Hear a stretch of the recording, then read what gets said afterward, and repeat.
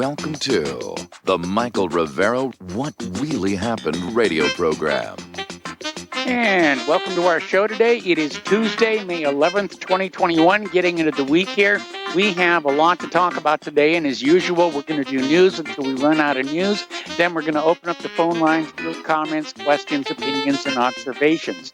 So Mike is in our control room taking care of business, and we're going to get right on into it. That disruption in fuel on the eastern coast because of the hacking or the ransomware of the Colonial Pipeline is continuing to have repercussions. There are gas stations along the U.S. East Coast are running out of gasoline. And, this is as North America's biggest single pipeline tries to recover from that paralyzing cyber attack that has kept it shut for several days. So gas stations from Virginia to Florida and Alabama are reporting they've sold out of gasoline as supplies in the region dwindle and panic buying sets in. An estimated 7% of gas stations in Virginia were out of fuel as of late last night, according to Gas Buddy analyst Patrick DeHaan. The White House said in his statements, it's monitoring the situation. Oh, that gives me a warm and fuzzy feeling. And directing government agencies to help alleviate any shortages. And Colonial Pipeline said it's manually operating one segment of the pipeline running from North Carolina to Maryland and is hoping to restore all service by the weekend. So we'll see what's going to happen with that. More reports of gas shortages and long lines at gas stations in southeastern states because the hackers shut down the Colonial Pipeline. Now, here's what's really interesting. The Colonial Pipeline was hardly a military target, and yet this ransomware group has demonstrated how easy it would be to paralyze the country by going after some of this critical infrastructure. And it sort of underscores the fact that our government really has not paid much attention to defense against cyber criminals. And clearly, as is demonstrated by the Colonial Pipeline cyber attack, this is a problem. Now, North Carolina has declared a state of emergency. Cars are lining up outside stations in Virginia, Georgia, and Florida. And American Airlines is now adding extra stops on the long-haul flights to refuel in other areas where there are not shortages. The largest U.S. refinery has shut down 2 crude cracking units in Port Arthur, Texas, because of the lack of access to the Colonial Pipeline. So Colonial is operating one fuel line under manual control. This is line 4, fuel line. This runs from Greensboro, North Carolina to Woodbine, Maryland. It is restarted and operating under manual control. They're going to try and get the whole pipeline back up and running by the weekend.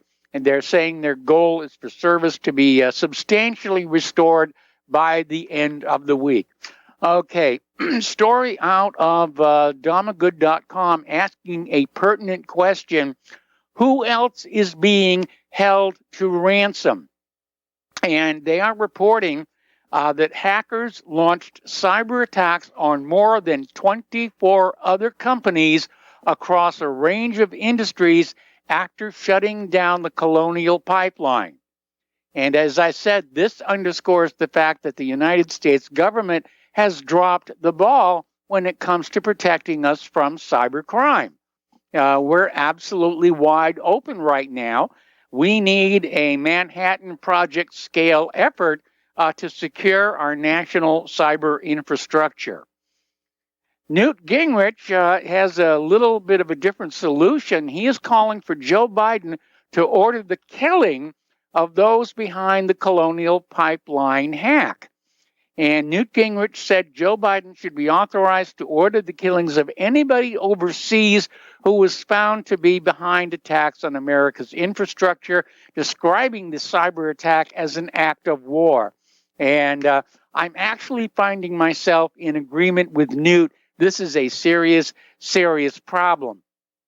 Now, the corporate media is out there trying to claim that the hacker group, Dark Side, behind the Colonial Pipeline hack is somehow linked to Russia.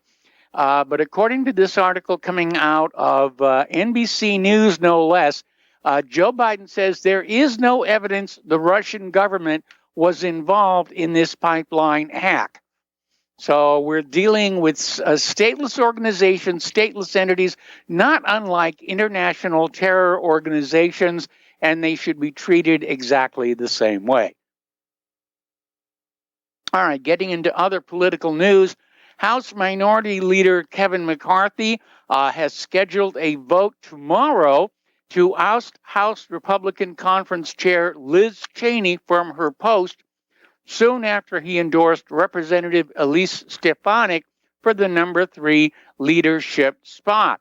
And in recent weeks, Cheney has come under the crosshairs of top House Republican leaders after she continued to criticize former President Donald Trump while questioning Republicans' messaging and strategy to court voters. But a little bit of good news. O.J. Simpson has gone public. He endorses Liz Cheney, says he's a huge fan, so that ought to make everything all better for Liz. Joe Biden did a motorcade down in Louisiana City, and nobody showed up to wave at him. It was like this, vacant street.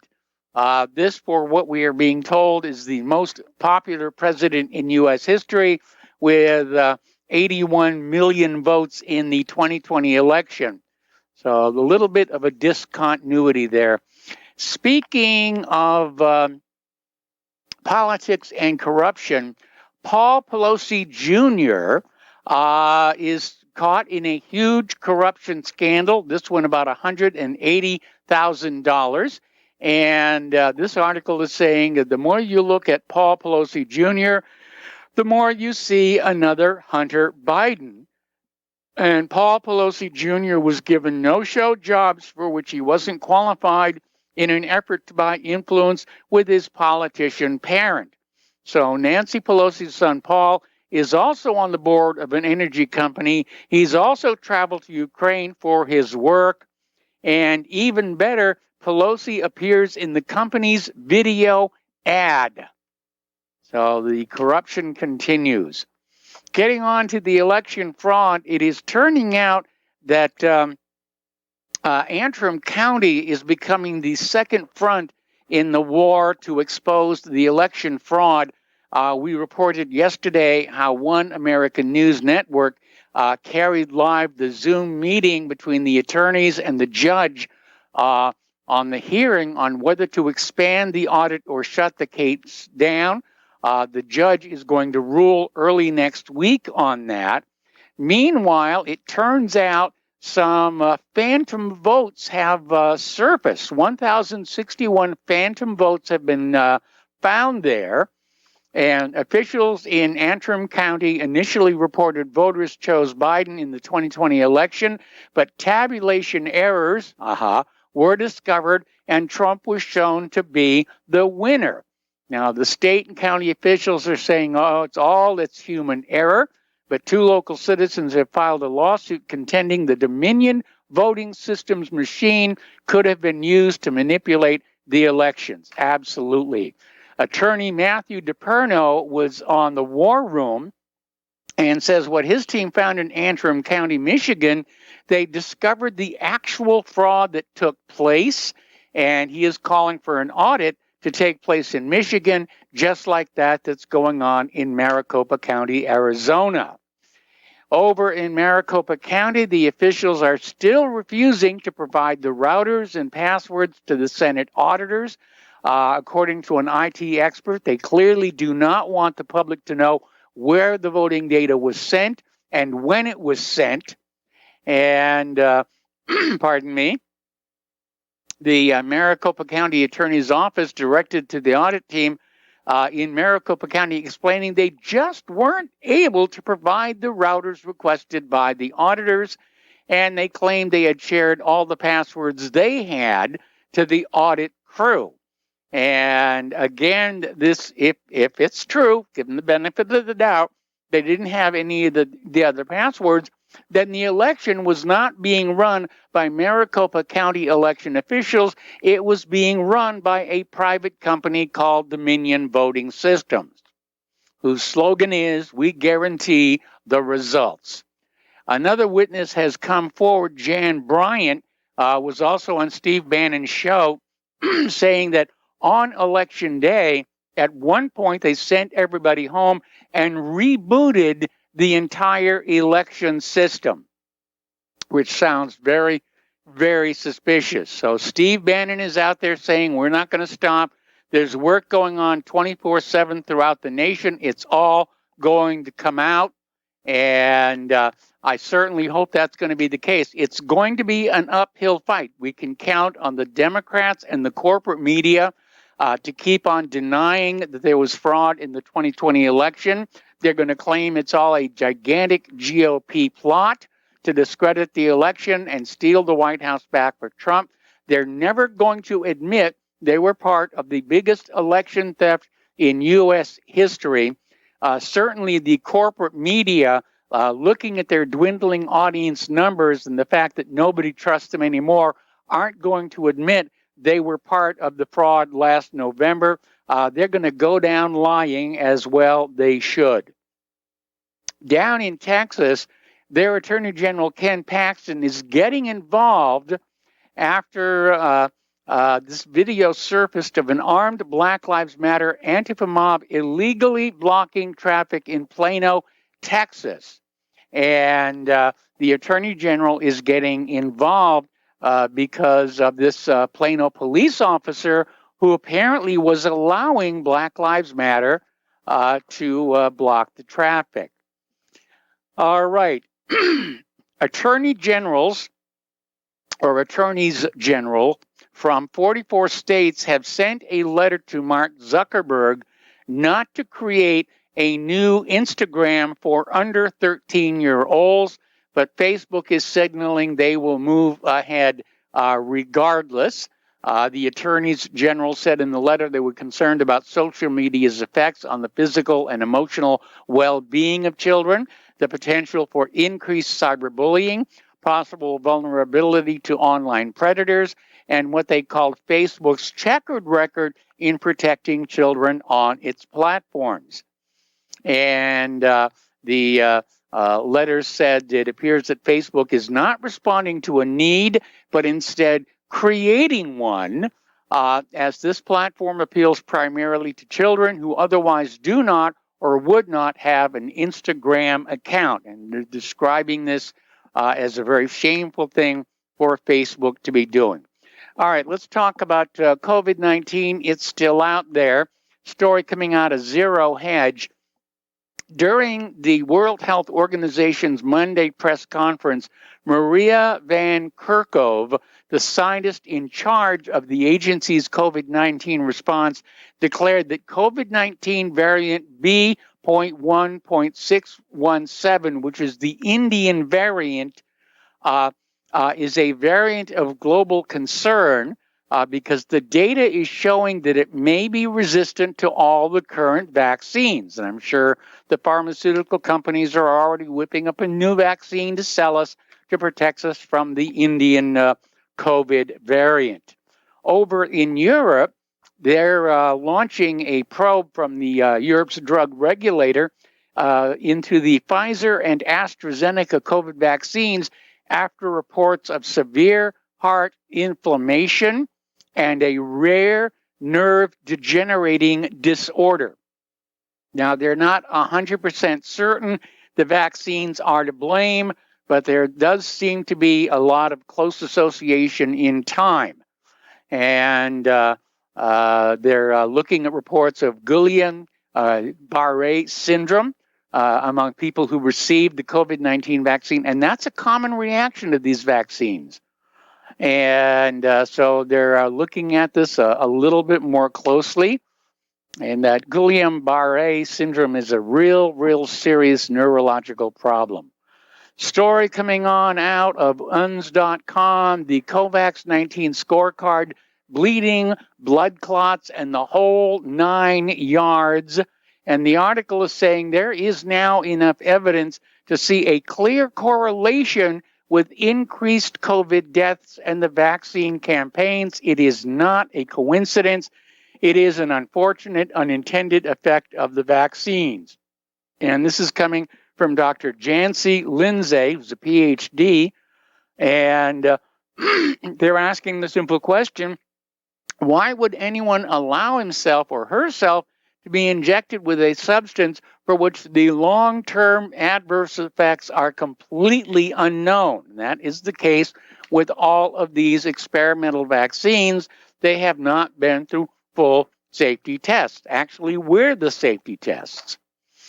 This is extremely dangerous, and yet millions of people around the world have already been convinced to submit to what amounts to a human experiment. Over in Utah, Everest Romney, a 17-year-old basketball player near Salt Lake City, was admitted to the hospital after suffering deadly blood clots following an injection for the coronavirus. Local news outlets reported Romney started feeling sick almost immediately after the jab. He reported symptoms of neck swelling and severe headaches. His pediatrician originally wrote it off as a pulled neck muscle, but his mother took him to doctors, urging them to take the matter more seriously. And we reported on this yesterday. He's got 2 blood clots inside his brain and 1 outside. Story out of Health Impact News. The CDC has reported 2 more infant deaths following experimental COVID injections during clinical trials. This came through the Vaccine Adverse Event Reporting System, and it included 2 new deaths of infants age 2 and age 1. Now, none of the COVID injections have emergency use authorization for children under the age of 17, although that's about to change. But there are ongoing trials with children being injected as young as 6 months old. So one of the infants who died was in the Pfizer trial. The other was in the Moderna trial. Here's an interesting little story. There was this doctor, Dr. Thomas Flanagan, and he was out there mocking the vaccine skeptics. He got his injection on TV, and he was joking about it, saying, I did it for the free orange juice, and I'm pretty sure the needle was a foot long. The good news is I didn't feel the microchip going in, but I can hear local radio stations now. Yuck, yuck, yuck, yuck, yuck, yuck. Then he died. Okay. Bette Midler, and, she seems to blow hot and cold. At one point, she was really nasty. Then she mellowed. Now she's getting nasty again.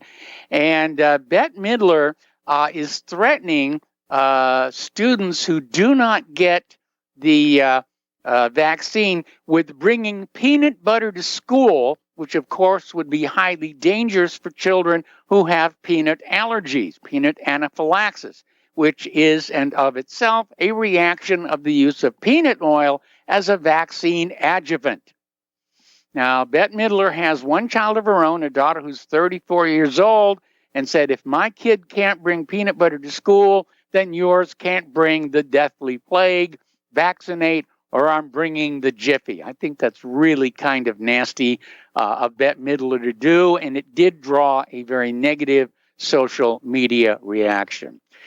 All right, we're going to take a break now for commercials. When we come on back, we're going to be talking about the situation in Jerusalem. It's getting ugly. Right back. Welcome back to our show here. And again, a quick reminder that Republic Broadcasting Network needs your continuing support so that we can go on bringing truth to the American people so that they can make good choices in these very tumultuous times. So once again, the postal address where you can send a check, money order, or if you prefer anonymity cash, is Republic Broadcasting Network, 2251 Double Creek Drive, number 302, Round Rock, Texas, 78664. The phone number where you can make a credit or debit card donation is 800-724-2719, extension 3. Now, if you send in a donation of $100 or more, you will get your choice of an RBN coffee mug or an RBN t-shirt. So include your t-shirt size and a return address. If you send in $115 or more, you will get both items. And don't forget that front sight firearms deal. That is a really, really good one for Second Amendment enthusiasts. All right, so let's look at what's going on over in Israel and Palestine. Middle East Eye's editor-in-chief writes that Israel's crackdown on the Jerusalem protest could risk provoking a new major Palestinian uprising, a new intifada. And you need to understand what provoked this in the first place was the Israeli forces going into the Al-Aqsa Mosque and attacking the worshipers praying there. And that was a big problem. Pardon me. So this editor-in-chief is saying there are 3 features that give this protest added potency and should cause alarm to the Israeli security establishment. The first is that as a direct result of the latest wave of normalizations with Israel, no Palestinian is under any illusion that an Arab state will come to even their rhetorical rescue. That was not the case in previous intifadas. There are no honest brokers anymore. The Palestinians know they are well and truly on their own and can only rely on the resources available to them. The second, pardon me, is that unlike previous uprisings, every Palestinian is involved. From 1948, Jerusalem, like the West Bank, Gaza, and the diaspora, the protests in Al-Aqsa attracted Christians as well as Muslims, secular as well as religious, nationalist as well as Islamists. They come from Haifa and Jaffa as well as Jerusalem. So meanwhile, the Israeli forces have injured 612 Palestinians in Jerusalem, according to the Red Crescent Society. And especially in and around the Al-Aqsa Mosque compound, many parts of the old city. The Palestinian Red Crescent Society stated that at least 411 wounded Palestinians were taken to its field clinic, in addition to the Al-Maqasad Hospital, Augusta Victorian Hospital, in addition to other clinics. So it's getting really violent over there. Israel's army on Monday said it launched airstrikes on Gaza in response to rockets fired by Hamas militants after hundreds of Palestinians were hurt in clashes with Israeli police in Al-Aqsa.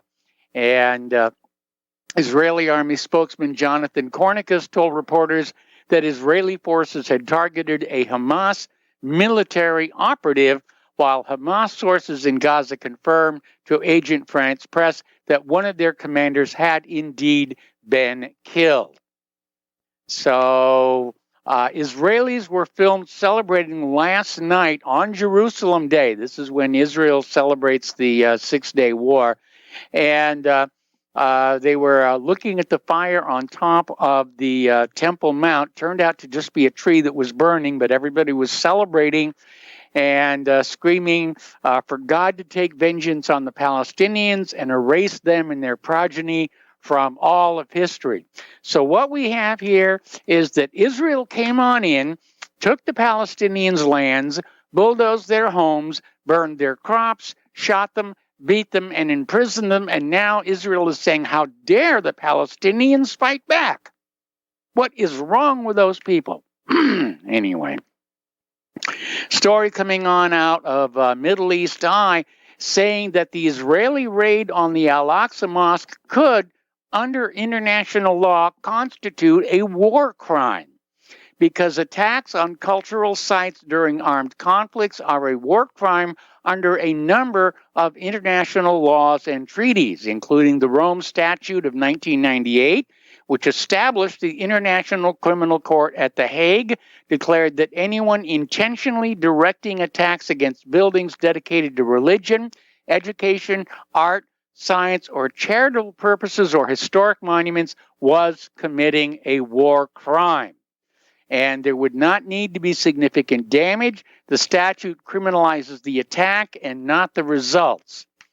And I'm sure, well, Israel's already ducking the International Criminal Court over the report of war crimes against the Palestinian people. So what's one more war crime among friends, I guess is the idea.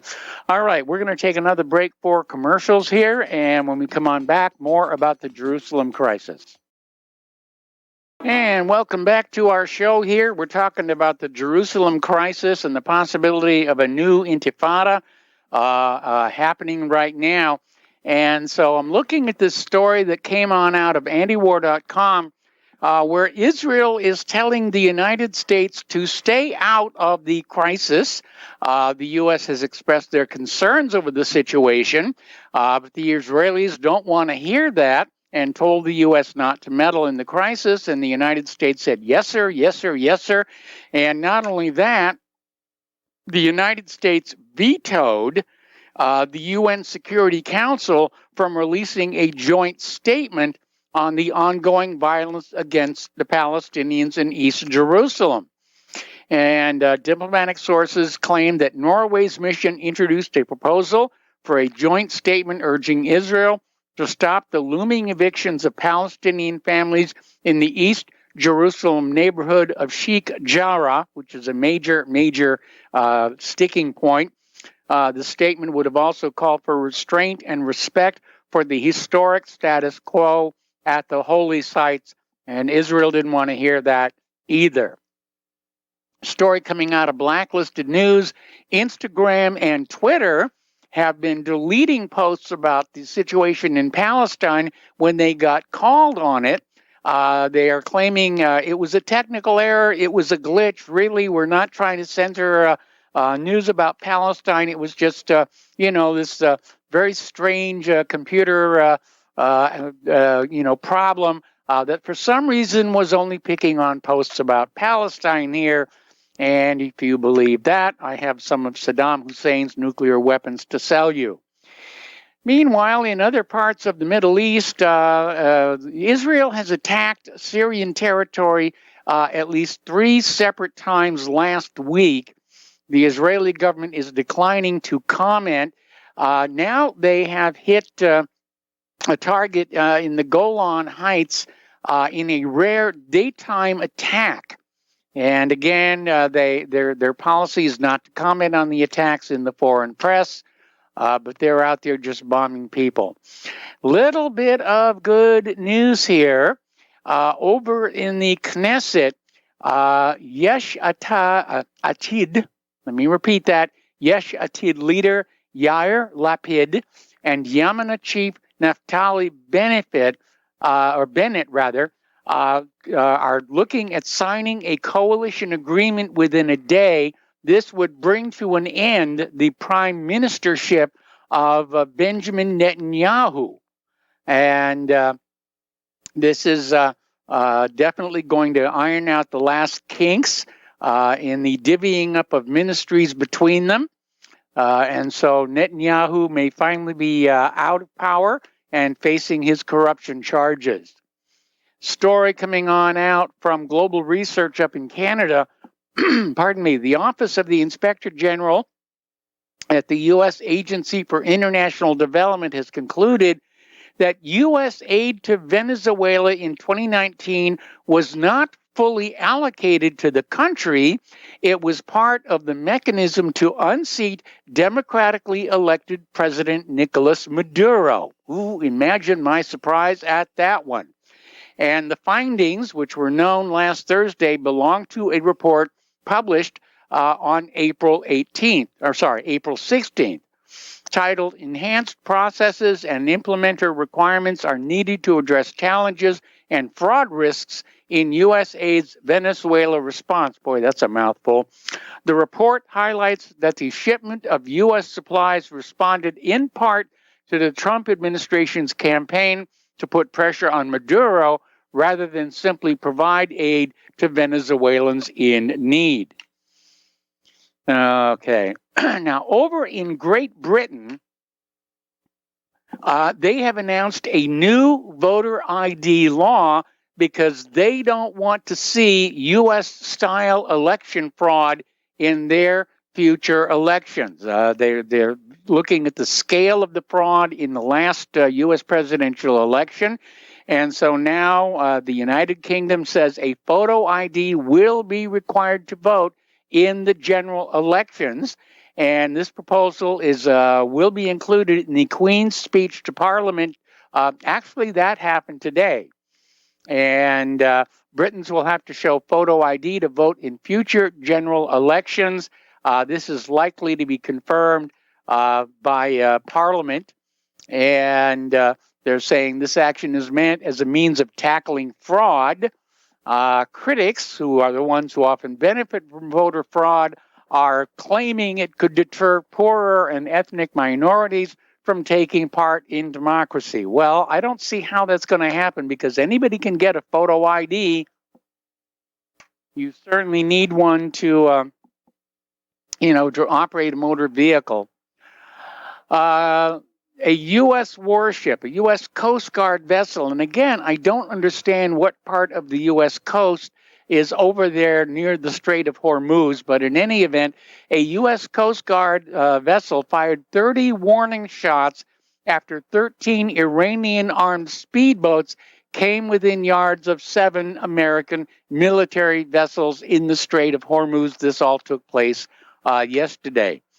Meanwhile, Iran is publicly accusing the United States government of orchestrating the bombing that targeted and killed scores of Afghan children. 85 people were killed and 147 injured, mostly children, in the bombing of the Syed al-Shahuda school in Kabul. And the school educates girls. The attacks were targeting the Hazara population, which is part of Afghanistan's Shia Muslim minority. The latest bloodshed threatens to plunge Afghanistan into sectarian conflict. Getting on back to Iran again, the excessive demands being put forward by the United States and its refusal to remove hundreds of anti-Iran sanctions related to the 2015 nuclear deal have been behind the complications hindering the Vienna talks on a potential revival of the accord. Press TV has obtained information that the United States is complicating the Vienna talks by insisting in keeping in place 500 anti-Iran sanctions included in the 2015 nuclear deal, officially known as the Joint Comprehensive Plan of Action. Washington's insistence on keeping those 500 persons and organizations under sanctions will prevent Iran from benefiting from the economic privileges offered by the Joint Comprehensive Plan of Action. In other words, Iran gets no benefit from going back in the deal. It will get in the way of Iran normalizing its trade relations with the rest of the world in contravention of Article 29 of the deal. In other words, the United States is killing this deal deliberately. And we know what's going to happen. The corporate media will say, well, we really tried to come to an understanding with Iran, but gosh darn it, those Iranians wouldn't see things our way. Story coming on out of Zero Hedge, looking at how the United States is already planning tactics to use against Chinese submarines in case of conflict. And a key aspect of it is that geography is playing a major role in this. When you look at China's submarine bases, every one of them has a fair bit of shallow water their submarines have to transit through in order to get to deep water. And in that shallow water, they're vulnerable to surveillance and even possibly attack. Another story here, this one is coming out of Daily Mail, and they're talking about scientists at the University of Central Florida have developed a new propulsion system to stabilize the noise of the jet engine to prevent the shock waves that can damage surroundings. Now, the engine only is responsible for part of the shock waves of a supersonic aircraft. The airframe itself also generates shock waves when it's traveling faster than the speed of sound. So anyway, the new engine design contains a chamber with a 30-degree angle ramp near the propellant mixing chamber that stabilized the oblique detonation wave for 3 seconds in a controlled experiment. They're now claiming that this will enable jets to reach speeds of up to Mach 17 without releasing the powerful shock waves. Well, like I said, the airframe itself is going to release some pretty heavy shock waves here. I remember going out to Edwards Air Force Base and watching the space shuttle coming down from orbit, which did so in a glide without any powering whatsoever, and it produced a double shock wave, one from the nose of the space shuttle and the second from the vertical stabilizer, which was sticking outside the shock wave from the nose. Very interesting story from metallicman.com talking about future war and saying that the big secret is that America is unable to wage a war with peer-capable enemies. And he's saying it's pretty frightening, but it's a real and serious issue. But then look at Vietnam. We had clear military superiority in terms of our weapons and personnel and equipment, and we still lost that one. And we haven't exactly won in Syria, and we certainly haven't won in Afghanistan, despite all this very expensive equipment we're being forced to pay for. And I really do think if we get into a major war with Russia and or China, we're going to lose. We are definitely going to lose. Okay, story coming on out of VDare.com. We're getting into the economic news here. And this article is talking about the April jobs disaster and commenting on the fact that immigrant displacement of American workers is still stalled, but it's not going to stay stalled for much longer. The immigrant workforce is still surging, and displacement will resume soon. So all these callers we've had into the show about these immigrants coming on in and displacing American workers, they're absolutely right. It is happening. It really is. Max Kaiser is out there saying that U.S. chip makers are begging for a government bailout because most chip manufacturing has moved to Asia for reasons of cost. And Max Kaiser on the Kaiser Report and Stacy Herbert look at how the export of the American manufacturing base by technology companies such as Intel has created this semiconductor chip shortage in the United States. And right now, U.S. semiconductor manufacturing has declined to where it's only 12% of the world's total. Now, that's an embarrassment because the United States invented the integrated circuit chip. It was part of the technological fallout from the race to the moon. So, Intel CEO Pat Gelsinger says the current supply is a problem because relying on one region, especially one as unpredictable as Asia, where 75% of chips are now made, is highly risky.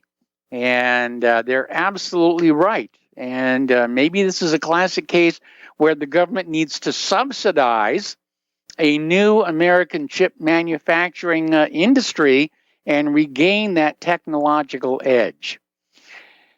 Getting on to immigration and the border. Story coming on out of Madness Hub. They basically are showing pictures of these migrants pouring across the Rio Grande. Kamala Harris still has not visited the border 47 days after being named the czar. And the Texas sheriff calls the response a complete embarrassment.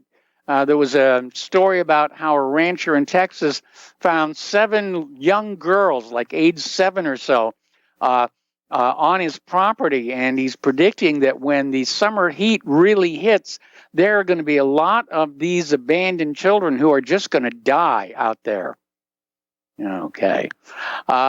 Over at Fox News, Greg Gutfeld is blasting Democrats for dismissing the border crisis and saying it's no big deal. Sure, if you kids drown, but it's not that big a deal over there. But it is a major, major crisis. Now, the Biden administration is rolling back a Trump immigration policy that would have limited work permits for immigrants with final deportation orders. Well, that makes sense to me. If you're deporting an immigrant, why give him permission to work? Why give him an incentive to try and evade that deportation? If he can't get a job, then he'll welcome deportation because it's going to send him back someplace where he can work and feed himself. But the Biden administration is reversing that. Why? Just because it's a Trump policy. Okay. Anyway, there has been a data breach coming out of Amazon, and security researchers at Safety Detectives have found what appears to be a sophisticated scheme by Amazon vendors to manufacture fake reviews for their products. And Safety Detectives team found a China-based Elasticsearch server of direct messages between Amazon vendors and customers running fake review schemes in exchange for free products. And they found 7 gigabytes of data with over 13 million records, including email addresses, WhatsApp, Telegram phone numbers, email addresses, names, PayPal account details, and the Amazon account profiles of these reviewers, impacting approximately 200,000 people. And the information on the server outlines standard procedures by which Amazon vendors would procure fake reviews of their products. They would basically buy the product, give it a 5-star review, then they would be sent a refund for what they had spent on the product, so they were getting the free product in exchange for the 5-star review. So be very careful about what you're buying off of Amazon. We got to take a break for commercials. More news when we come on back. And welcome back to our show here. And we got a request from somebody to go into this Guillain-Barré syndrome. This is a degenerative neurological disease which has previously been found to be connected with vaccines. And so you can look it up online. It's spelled Guillain-Barré. And it is a serious condition. Once you have it, it's pretty much irreversible, and it has been linked to several vaccines. All right, getting on back to some news here. We were talking about how the 5-star reviews at Amazon were being faked. That's not the only fakery that's out there. When net neutrality was being debated back at the start of the Trump administration, the FCC was taking, public comments on net neutrality, and they all came out mostly against it, saying that, the big ISPs, the streaming services, should have the lion's share of the bandwidth. And it turns out that millions of those public comments were fake, that they were being generated in order to support the position of the ISPs and the streaming broadcast media that wanted that lion's share of the bandwidth for their own personal use, and to heck with ordinary mom and pop websites out there. Now, let's see. Here's an interesting little story, and this is kind of interesting because Claire actually got earlier today one of those scam calls that says, there's a felony warrant out for you because you've been cheating Social Security. And if you, give us your credit card and authorize a payment for so many hundreds of dollars, we'll fix the problem for you. And so Claire wisely, prudently hung up on them. It is a well-known scam. But there's this story that's coming on out of Zero Hedge about how the FCC finally wants to shut down robocalls or at least limit them. And it says most of them are coming from overseas locations, including India and the Philippines. And the FCC wants to implement foreign provider regulation that would block most of these incoming calls.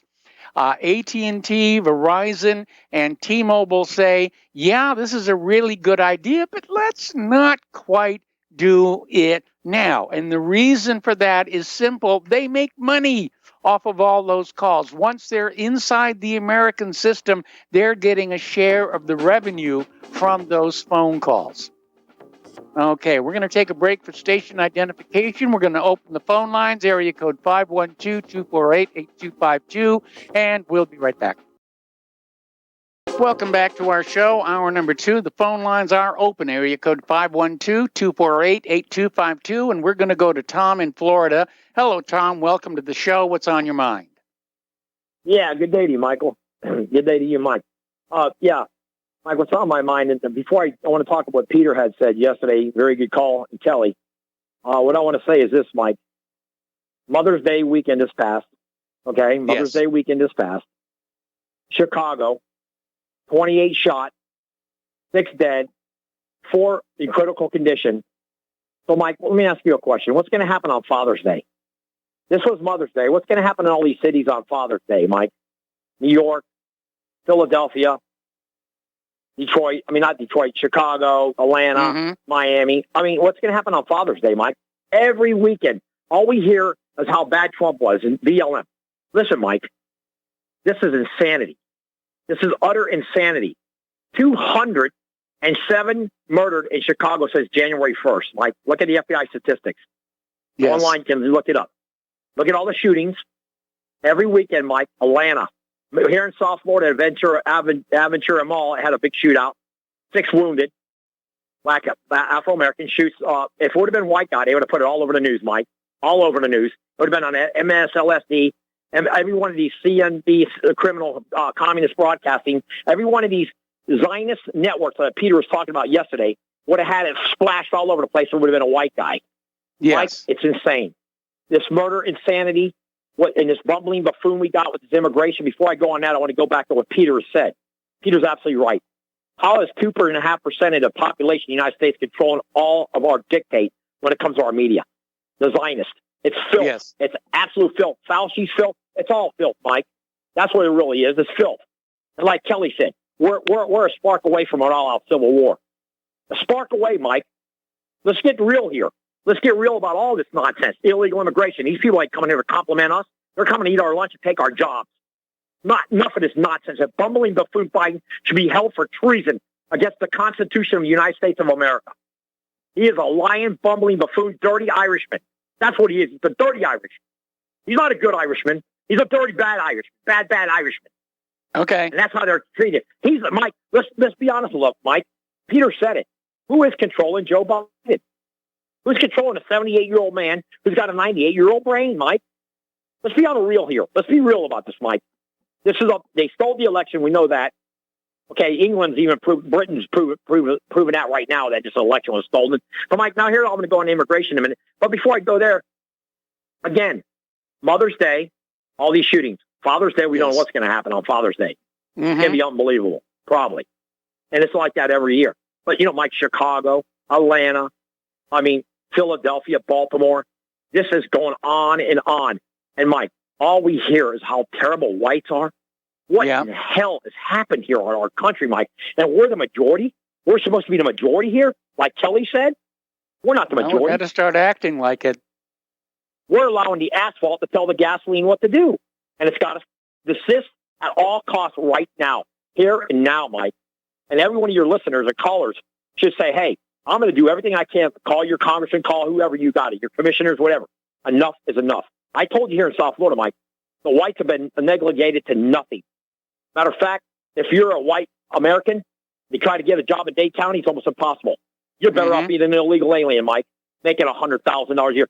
I want all your callers to understand. Some of these people are making $130,000 a year, Mike, in water, sewer, transit, all kinds of different jobs in the county, these solid waste department. These guys are making unlimited overtime. It's unbelievable what's going on. But if you're a white American, you're a bad man. This has got to stop at all costs. And Zionists should not be running our dictate. If they don't like this country, go back your ass to Israel. Okay? That's what I got to say about that. That's what I got to say about it. Go to Israel and live with all the Muslims over there that you're being so threatened by. It's ridiculous, Mike. It's got to stop. Like Peter said, it's got to come to an end. It's got to come to an end immediately. Now, in the election, Mike, you've already talked about. You told everybody years ago this was going to happen. I kept listening to the show just because I knew Michael Rivero was going to tell the real truth about this election was. And you know what? Trump didn't listen to you. Nobody in his he didn't. Nobody was listening to you, Mike. Nobody. It's sad. It's a shame. It's disgraceful and disgusting. Now, Fauci is a fool. Fauci's a fraud, and Fauci's filthy. His name is what is it? Anthony Fauci or Tony Fauci? I don't know what his name is. Tony Fauci, a freak. This guy's a freak show. Now everybody can wear masks seasonally. What a joke.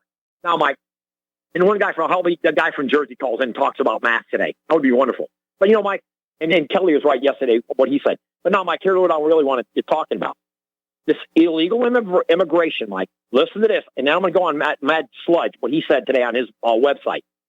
There's 9 million illegals in the state of California, Mike. Now, get a load of this. Bumbling buffoon Biden has got a 63% approval rating according to Jew Zionist Drudge, Matt Sludge. However, Mike, on the sentence below, if you go on his webpage, down, Joe Biden's approval rating with immigration is at 27%. Yes. So how is a Jew dictate like Drudge, who's telling all his viewers and listeners, okay, well, Joe Biden's doing a wonderful job. He's got 63% approval rating. But on the next line, he's telling, well, Joe Biden's at 27%, okay, about immigration. And then the next line, on the top line, they have where gasoline prices going to have gas lines when Jimmy Carter was president. Joe Biden is creating where we're going to have gas lines like we did back in the 70s. Well, Joe Biden, I don't think, is the cause of the current rising gasoline prices. I mean, yes, they were rising before the shutdown of the Colonial Pipeline, but a lot of that had to do with the fact that the supply chain kind of fell apart during the COVID pandemic, and it's still coming back online. Yes. I just brought that up, Mike, because if the gas prices do rise and there are gas lines, Joe Biden will be blamed for it, Mike. Let's not kid ourselves. Yeah, if people got to stand in line, he'll have to be blamed because he's telling basically that we got to go to a Green New Deal and gasoline's bad, diesel's bad. No, Biden will be blamed. So if the gas lines do come this summer, say around August or September, bumbling buffoon's going to be blamed for that. You can watch it, and his ratings will plummet from 63% according to Sludge down to probably about 13%. Okay. Because remember, Mike, it's all about the pocketbook. He's not kidding you. Even Slick Willie knew that. Carville. It's all about the money. Now, going back to this, Mike, going back to what I want to say also about immigration. Why are Americans allowing this invasion? I mean, Mike, I hate to say this, but the militia's got to unite, man, and say, hey, we're not going to allow this. We cannot allow this, man. If the Army's not going to do their job, the National Guard's not going to do their job, somebody's got to do the job, Mike. Somebody's got to do the job. California, again, 9 million illegals in that state, Mike. Who's paying for all this? What insanity. You think, Mike, these people don't even want to learn to speak English once they got the sheer numbers. They'll say, no, we think of paying that. Like here in South Florida, Mike. Let's be on a real wheel. Let's get real with this nonsense. We got to get real with all this. We can't just get patty cake, Baker Man nonsense. Got to come to an end, Mike. Because we saw what happened in the election, how they stole that from Trump. We saw how they're trying to do every other thing. We have rhinos in there like this slit Mitt Romney, who when you buy a picture about Farrakhan and Osama, and then you have this lesbian Cheney stabbing the Republican Party in the back. It's unreal.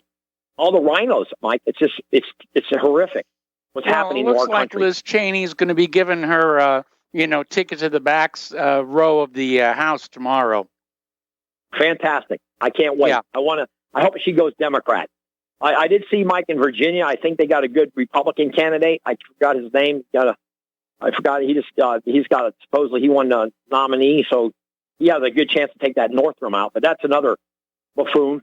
I mean, Mike, what was allowed here to dictate to being run by the narrative, like I've been saying for years, Mike, until like 10 billionaires actually start sponsoring guys like you having TV shows and some of these buying up ABC or NBC or CBS, it's one of these networks to show the narrative, because most white women are being, I think, to me, Mike, I think they're being brainwashed. And men do. I don't think that's limited to just white women. I think they're trying to brainwash everybody in the country. It's just not working all that well. Well, I agree, but I bring that up, Mike, because the white women are supposedly the majority of the voting bloc. Okay, the Afro Americans are not being handled right. And like I told you, Mike, on your show many times, the black Afro American women are not happy with all these commercials seeing black men with white women. That's probably very perplexing to them. Mm-hmm. Very perplexing. I'm sure it is. I mean, they will like to keep their men and their cultural identity. So, Mike, this dictate that's being run by us is all by Zog. Like Peter said, let's not kid ourselves. It is Zog. I don't care what they say. Matter of fact, Mike, I was listening to a rabbi down here. We have a show down here in South Florida, and the guy's name, I don't know if you ever heard, I can say his last name is Mudd, Mudd, Mudd. Yeah. And the other day, he had a rabbi on, and the rabbi was right on the money. I mean, this guy was really telling it like it is, like Mark Levin tells a lot of truths. Even Michael Savage. Mm-hmm. I mean, they're really trying to create a race war. Really, seriously, and they're doing a hell of a job at it, Mike. And like I think it's all going to spark off over food. When the food distribution gets to the point where the truckers don't, I mean, there's not food coming in these cities. I think, Mike, we're in all out hell. Unless you're a farmer, you off the grid, you got to grow your own food, because it's going to come down to the food. You'll see. Now, mark my words, it's going to come down to that. It's going to come down to the food distribution and how you can take care of yourself. But again, Mike, I just got to say this. I know you got other callers. Look at Mother's Day weekend in Chicago, Philadelphia, Baltimore, and Atlanta. And now what's going to happen on Father's Day? And we don't see the National Guard going into these cities. You got that Beetlejuice Lightfoot. I don't know how to even elect this thing here. It's unbelievable. And every weekend, the same old story in Chicago.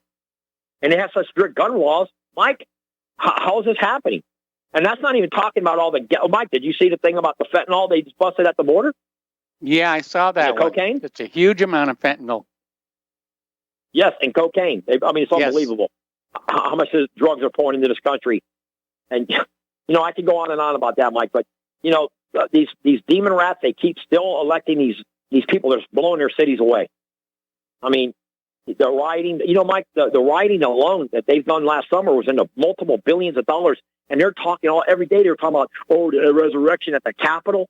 ASS, Mike. Come on. This is ridiculous. These BLM and Antifa, they created so many billions of dollars in damage. It's insanity. They could have put the wall up on free border walls up, Mike. Free border walls. Yeah, for all the money that was lost in the damage. Anyway, listen, Tom, I've let you go on for a long time here, and I've got other callers waiting on the line, so thank you very much. And we're going to switch over to Marco in Alabama. Hello, Marco. Welcome to the show. What's on your mind? All right. First off, good one, Tom. But I'm calling in because I've seen an article on Yahoo that says people who have not received the vaccination just need convincing. Well, yes. I read this article, and it was total, what you like to say as bovine excrement. Honestly and truly, I'm at the point, dude, where if anybody that's trying to force me to get a vaccination, I'm just going to consider them an enemy combatant, dude, trying to take my life, dude, and I'm going to defend myself accordingly.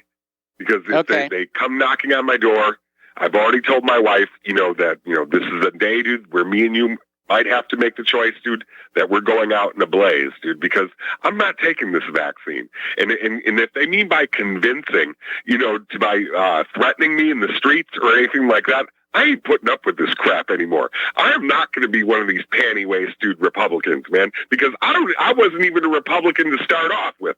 I was a liberal, dude, who got tired, dude, of being booted out of my own damn party. And basically because I wouldn't support gay rights, dude, or black advancement and all that stuff, I got boycotted out of my own business. And but I'm not a Republican, man. And I'm just at the point, dude, where, if you're going to come at me, dude, with this coronavirus stuff, dude, you know that you're trying to sit here and depopulate, dude, the planet, dude, because it's already been exposed. Fauci's, second in command, dude, already admitted, dude, that it was a bioweapon and all that stuff, man. So therefore, dude, if you're listening to this and these people are trying to make you take a vaccine and they try to get physical with you or anything like that, take their lives, dude, because they're trying to take yours. That's all I got to say, extreme response here. I would just basically say, go back to the Nuremberg Code and say that you cannot do an experimental medical treatment on me without my permission, and you don't have my permission. Yeah, but see, they don't care about that, Mike. They don't care about that, dude, because they want to get you infected, dude, with this genome crap, dude, so that they can create their breakaway class, dude, of civilization, dude, for those that are living. And we go on to this, this transhumanist, state of being and all that. No, man, dude, if they come to my door, dude, they're getting bucked, and that's all I'm saying. Other than that, I want to wish you a good day, sir, and don't take the vaccine. And I hope, dude, that you survive, dude. That you're taking, the best, dude, that you can care of yourself, man. Because right now, dude, you're in experimental grounds, dude. Yeah, absolutely, absolutely. Well, thank you very much for the phone call, and we're going to go to Dan in Washington State. Hello, Dan. Welcome to the show. What's on your mind? Thanks for taking the call. Thought about Layla's call yesterday. It's very disturbing to me. But I was going to get your take on the Knights Templar as well. But real quick on the vaccine, the way I see him doing it is just saying you can't get a job, you can't do this without the vaccine. I don't see him going door to door. And that's where the corporate power, needs to be checked. But unfortunately, they run our government, so I don't see anything happening there. Okay. But definitely you're right, though. Say it's an experiment and sue them, is about all we can do to fight this, and hopefully enough people will do that. Start sue your local school if they make you get it and stuff like that, because the FDA has still not approved it. Layla's call, I felt like she was being a little cowardly. I don't like this narrative. She was saying the Jews have suffered throughout time. Many of them have. And yes, it's true that in a lot of cases they brought it down on themselves. But I think it's, I got an email, the other day saying it's the Zionists that are causing all the problems, and they're letting ordinary innocent Jews pay the price.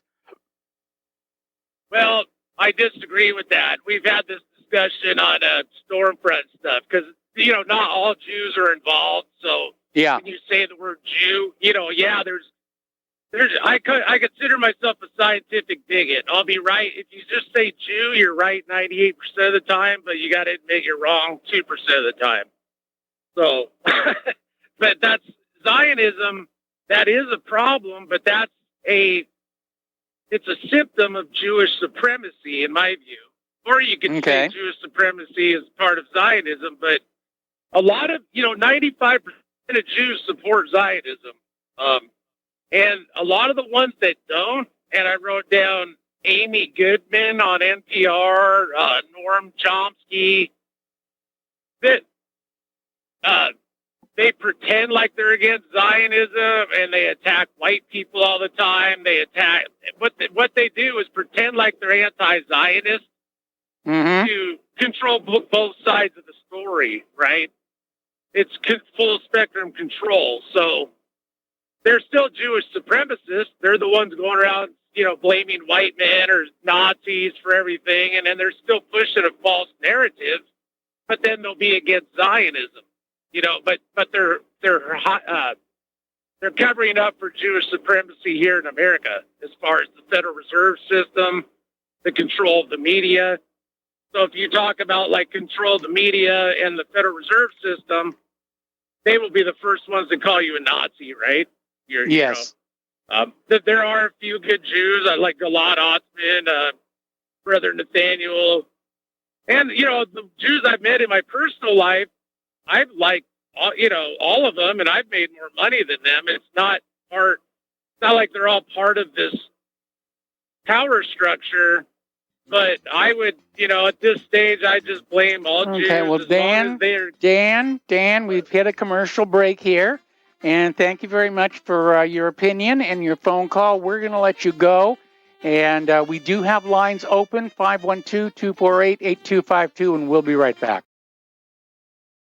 Welcome back to our program here, and we're going to go back to the phones to Miles in Maine. Hello, Miles. Welcome to the show. What's on your mind? Hey, aloha, Michael. Yeah, I just wanted to piggyback off of Tom and say, in the George Floyd fashion, if we should, recognize these people, I mean, we should recognize, and make a monument perhaps to Charles Manson, since he told us how many years ago, I mean, that there was going to be this big race war they were pushing. Yes. A real Nostradamus, but, and kudos to Brother Marco out there, he's so right, because let's look back at history. I mean, we tried to talk to Hitler, right, Michael? And what did that do for us? And then back now to go forward to NASA, we just don't get any bang for the buck from NASA. And then when we do, everybody else winds up with the chips, so to speak, And well, that's the way NASA was originally set up to operate, is because it was taxpayer funded. It was figured the technological developments in the race to the moon, needed to be handed out to the American people to stimulate new products and new businesses, and that was the way it ran originally. Well, it is, but, it was handed out to the corporation who made money off it, and the little consumer received, once again, nothing but a kick in the, right where. Well, I don't know. I mean, we got those fancy calculators and, the smaller TV sets, smaller, cheaper electronics. I got my iWatch here. You've got your iPhone, or you've got some kind of phone. I didn't make any money off that, though. Did you? No, but we did get the benefit of the technology. And, that was kind of the way that was set up. Well, space exploration is, only just now is space exploration actually becoming profitable. Well, let's get back to my next point on these chips, so to speak. Now, Michael, let me ask you this. What happens to these confidentiality agreements? We sign all these, and then the next thing we know, these people come up with who end up many times becoming our opponents, end up with the technology that these people all have sworn confidentiality agreements to. In a lot of cases, and I'll give you a good example, foreign companies are literally buying into American companies like Intel. A lot of that was bought by Israeli interests, and they moved the research and development center to Israel. And so that's where all the new Intel developments are coming out of, like the Celeron chip. I got you. So listen, Michael, on my final comment here. So, since, apparently we had to have votes stolen and elections stolen to usher in this era of communism. Well, if we get into a war with China, we won't even have to vote for communism anymore, will we? Well, no, we probably won't, but we're definitely going to lose a war with China and Russia if we get into it, and there really won't be all that much left here to worry about whether we're communist or socialist or fascist. It's going to be pretty messed up. We'll be communist by default. But thank you very much, Michael, and I agree. Marco made another great point, Michael. I think you should pursue the holistic healing and the organic food arena as best you can. And you and Claire take good care. Yeah, we will, and I am working on trying to get my health back here now that I'm getting over this other situation that I was dealing with, and I'm cleaning up my life, and we'll just see where it goes from there. All right, thank you for the call. We're going to go to Dave in Michigan. Hello, Dave. Welcome to the show. What's on your mind? Hi, Mike. Thanks. So I like Marco a lot. I think he's a breath of fresh air. Mm-hmm. And, Michigan, here in Michigan, we set up an assembly back in 2010. It was actually set up by a brigadier general, a colonel, and I can't remember what the third guy was, but one of them was a Navy SEAL. I did meet him, and he's gone now. But, the first branch of government is we the people. The second branch is we the people grand jury. And no laws can be passed without the consent of the governed, and we do not consent. Well, they can now in an age of stolen elections. Well, you're right, but remember, that's a de facto government. They're not even a government. It's a corporation. We, the people, are the de jure form of government. We are the republic. So we have a national-assembly.net. That's our website, national-assembly.net. Okay. Every Thursday night, we've got about 30 states right now that are forming assemblies in their states and their counties. And, obviously we need a big number of people to join this movement in order for us to reseat the de jure form of government. And then the de facto, they just dissolve. So it may not be as easy as it sounds, but check that website out, national-assembly.net. I will definitely check that out and link it to what really happened. I got to let you go. We're on a commercial break. Back with more phone calls after these few words. Welcome back to our show here. We're going to go back to the phones to Bruce in Texas. Hello, Bruce. Welcome to the show. What's on your mind? Yes, hello, Mike. First of all, I want to tell Miles about, his quote about, or his statement about Hitler. He gave him appeased Hitler. Well, the cable surfaced after the fall of the Iron Curtain that politicians in Britain encouraged the Polish government to allow violence against German civilians that are trapped behind the border there between Poland and Germany in order to instigate the war.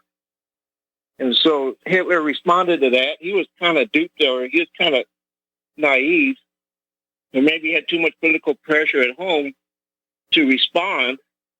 It's the same tactic that's going on right now in the Alaska Mosque. Because look, Benjamin Netanyahu is in political trouble. Yes. So he pulls his stunt. Yeah, he's pulled his stunt. He's appealing to the Zionist power base and to the Sanhedrin there, trying to save his bacon. And I think that's what's going on over there. Well, I'm sure that Netanyahu is trying to find some way to blame all of this on Iran to get a war going with Iran because he thinks that will save his position. But again, according to this other story, it looks like there's a new ruling coalition forming that will not include the Likud party, and that means that Netanyahu will be out. Yeah, he will be out. But I think this was a last-ditch effort. I'm going to go ahead and hang up now. Thanks a lot. All right. Thanks an awful lot for the phone call. We have got lines open right now, area code 512-248-8252. And we're going to go to Mark in North Carolina. Hello, Mark. Welcome to the show. What's on your mind? Yeah, how you doing, Mike? Mike, actually, I just decided to call you. I haven't been able to listen to you because I don't know how to get to you. I've been going through your website, but I can't. I click onto that deal there, and it connects me right back to YouTube, where you're not live. No, I'm off YouTube right now. If you read the announcement at the top of the main page, I've had a second strike against me, and I'm banned for 2 weeks now. We're trying to find a new streaming service that is going to work. First of all, I'd like to find something that's free. Second of all, something that Ron Gibson can download the videos for his archives. And, we're still working on that this week. And hopefully by next week, we'll have a solution. I'm wondering how some of these other people are getting through to you. How they listen to you. Well, some are just getting knocked off and just living with it. And I don't know. It's, I'm not all that excited about having my face on TV anymore. So, we'll see what happens. I'm talking about the callers. Have they been listening to you, or are they just like me, just random deciding to call? No, I think that a lot of the callers and certainly a lot of the email have read that announcement at the top of the page, and some of them are sending in suggestions. There are apparently a lot of new streaming services that are popping up, and we're having to sort of sort through them. It's kind of like whack-a-mole to find the one that's going to work the best for us. I tried Rumble. I'd also tried Brighteon. Mike Adams' thing. He evidently has worked out a thing for a streaming service. No, they're not streaming yet. Rumble does, but it costs $100 a month. Oh, I see. Okay. Other than that, I just wanted to discuss with what's going on with Fauci. It looks like the walls are starting to come in on him now. Yes, good. People are finding out the truth about what's really going on. And, who pushed this thing on us. And I think it's coming down on Gates, too. I think probably his wife is probably, I don't like her either, but evidently for her, this relationship with Epstein and finding out her husband's most likely a pedophile. I think this is part of the reason they're breaking up, and I think a lot of information may come out of that also. So, there is hope. Well, it's definitely taking, some of the shine off of Bill Gates and, the corporate media that's sort of been his lackey over the years is starting to turn against him. They're smelling blood in the water, and like sharks, they're going to turn on him. Yeah. Oh, this is good. We got to go after these people. It's good that they start getting divided now. Yes. And I just, one more thing. I was listening before on InfoWars. Actually, what's his name? Owen Schroyer was actually covering this.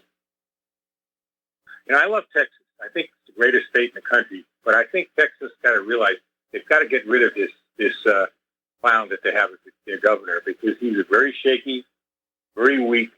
The reason why he had the mask laws for so long and shut Texas down for so long is because, again, he was weak. And even the reason why he finally did away with it and opened Texas up, in a way, was another sign of his weakness, because when he went to that, what do you call it, conservative CPAC there?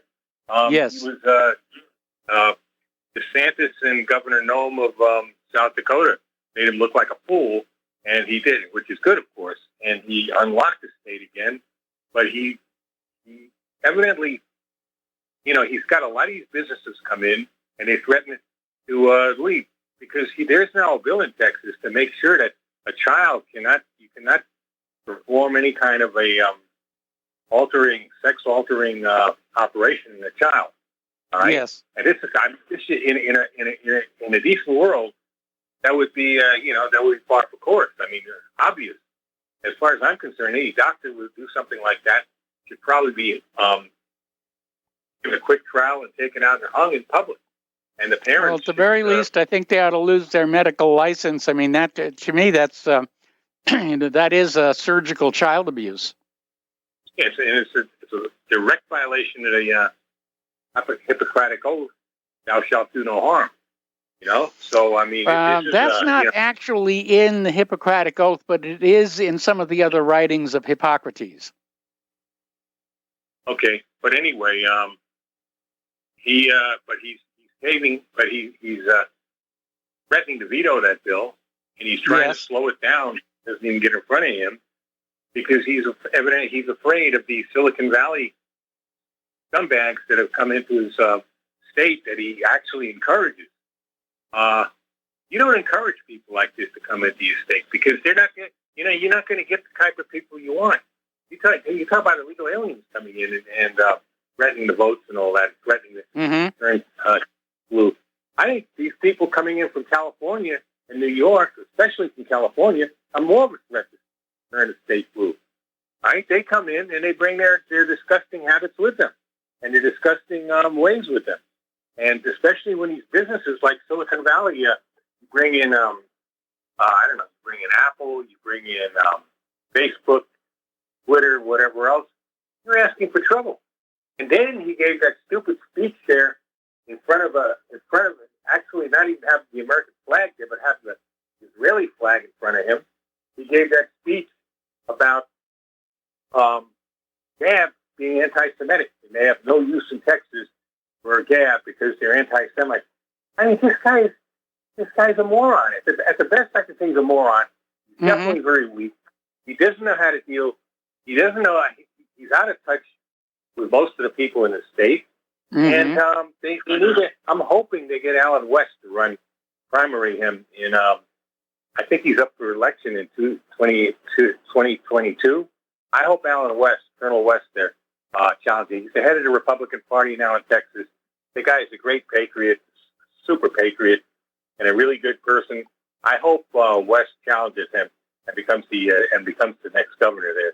He'd make a good president too. He'd make an excellent president because this guy is, his policies are going to wind up turning Texas blue. He keeps on catering to these California companies, California and Washington State companies, and they're going to wind up. Texas is going to wind up just like California.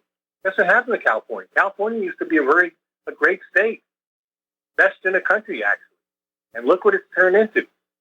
And part of the reason is Silicon Valley. They get the worst type of people coming into the state, and then with all their money, they lobby, and they get too much control. And I think that's what's happening to Abbott. And being that he's weak, and by the way, you talk about strength. You see that Putin was playing ice hockey again? He was playing ice hockey. Yes, scored a few goals too. Now compare that with what we've got posing as the president. He's not really the president. He's an imposter. The imposter there who can barely make it up the flight of stairs. His fraudulency. He can barely make it up the flight of stairs. And then you got this leader of Russia who still plays ice hockey. He's not all that much younger than the fraud either. As a matter, he's only a few years younger. But look at the difference, and look how that looks to the world when they have a strong leader like that. And we've got I don't even want to call him a clown. Just a decrepit old, demented old man who no way he should be in there. Who can't even think properly. I don't even know if he knows what planet he's on unless they got him well drugged up, like to make a speech. It's a shame, Mike. That's all I can say. And I'm disgusted what YouTube did to you, but I'm not surprised. They kicked me off. They kicked anybody who's got a mind of their own. They kick off. I hope you're able to get in another streaming site. I can't. Well, we're working on it. We're working on it, but our radio audience, is our main audience, and we want to take care of them first and foremost. I'm trying to ask you. Well, how do I get you in the radio? I go to RBN, and I don't get you there either. There should be a listen live button up on the upper right corner of the Republic website. And there's also a listen live button on my website during the show time. It shows up when the show begins and goes away when the show is over. All right, I'll try again tomorrow. As a matter of fact, that's how I used to get you before. I didn't used to get you on YouTube before. That was the last couple of years. When I first started listening to you, that was about 4 years ago, I think. I got you on the radio. No, we added RBM. YouTube kind of, after, I've been doing this radio now since I actually started all the way back in 2007. I've been with RBN now for, a lot of years, but we only recently added the YouTube adjunct, and now YouTube doesn't want me anymore, so, to heck with them. Yeah, absolutely. I'm going to try again with RBN, see if I can get through. Okay, so what would it be? I think I went to rbn.com or .org, something like that. It's republicbroadcasting.org. Republic Broadcasting Network, or maybe I'm going to the wrong side of Republican. Yeah, it's republicbroadcasting.org. Oh, okay. I'll try to get Okay, tomorrow. you'll see the RBN logo up at the top there. And, then over on the right-hand side, it says Listen Live, and that is the current RBN stream, which at the moment happens to be my show. I used to get Slattery on there also. I think Michael Slattery. Patrick Slattery, I think the name is. Can't get him anymore either, So, that's I know they're playing games. I know they're trying to squelch, Yeah, they are. No question about it. That's what they're trying to do. All right, Mike, you take it easy, right? Give my regards to Claire. You feeling okay, by the way? Yeah, I'm doing a lot better. Thanks an awful lot. You didn't have any reaction to that vaccine, did you?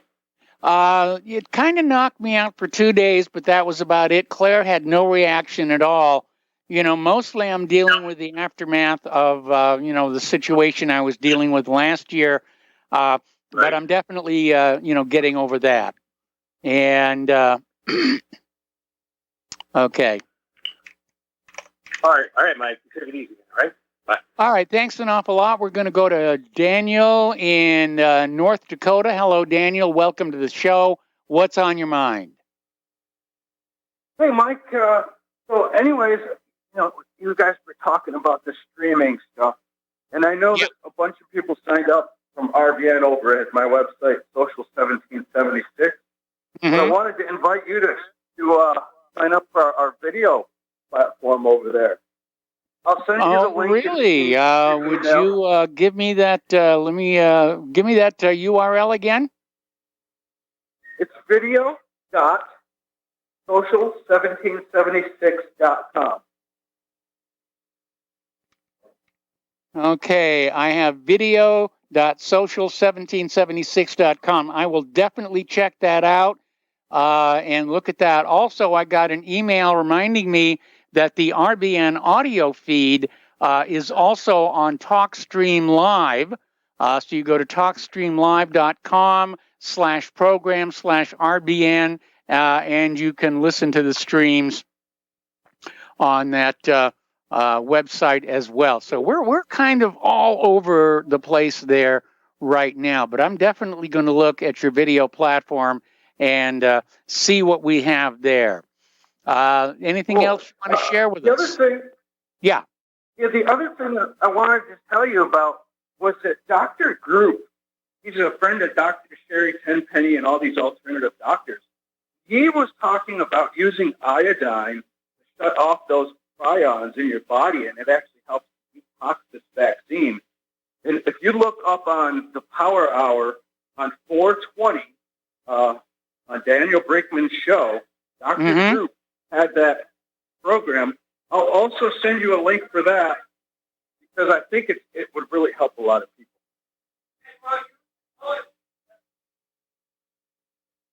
Okay. Anyways, Mike, that's all I got for you. But one more question. I did send you that email from Courtroom Watch. Did you wind up checking that out? I'm sorry. Which one did you send me? Courtroom Watch. It was about that guy, Patrick Hall, who's being harassed by the health department in New York. Yes, I remember that one. Yes, I did get that. Awesome.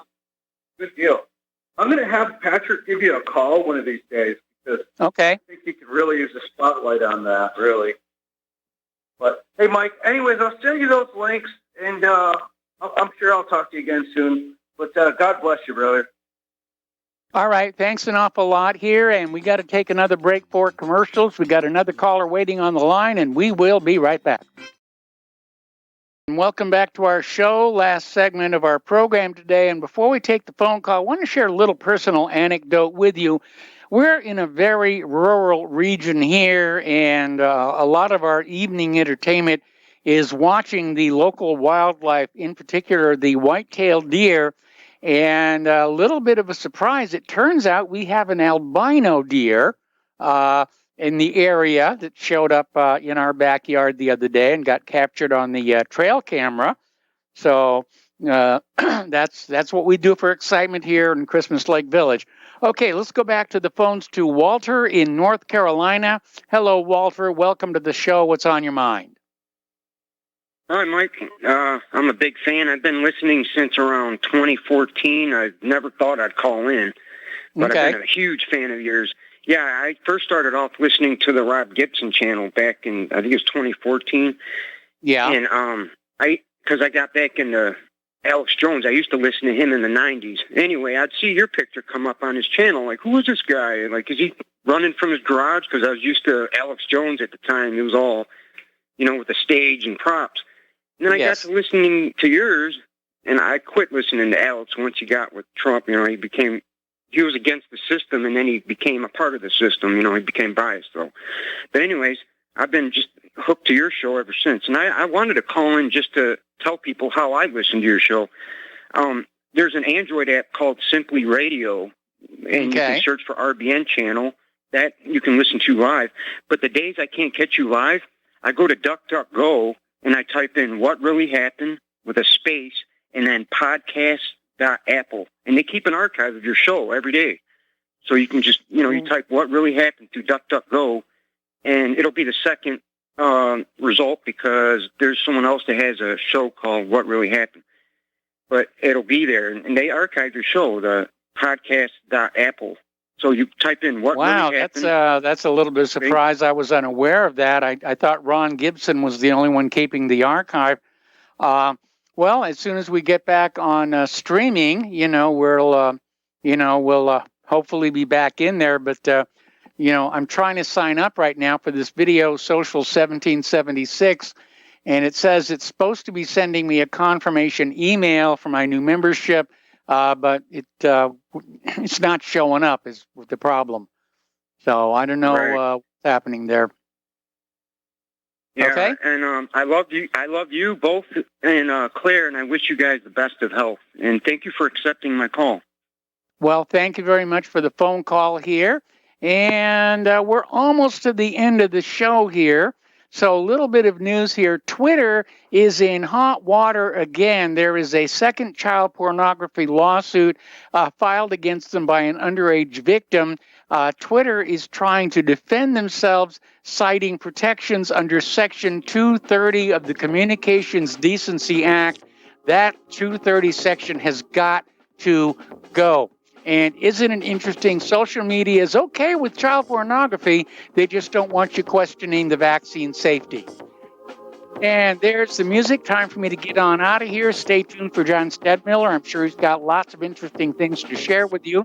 Please spread the word of Republic Broadcasting. Spread the word of whatreallyhappened.com. Please donate. We'll be back tomorrow. Aloha, America.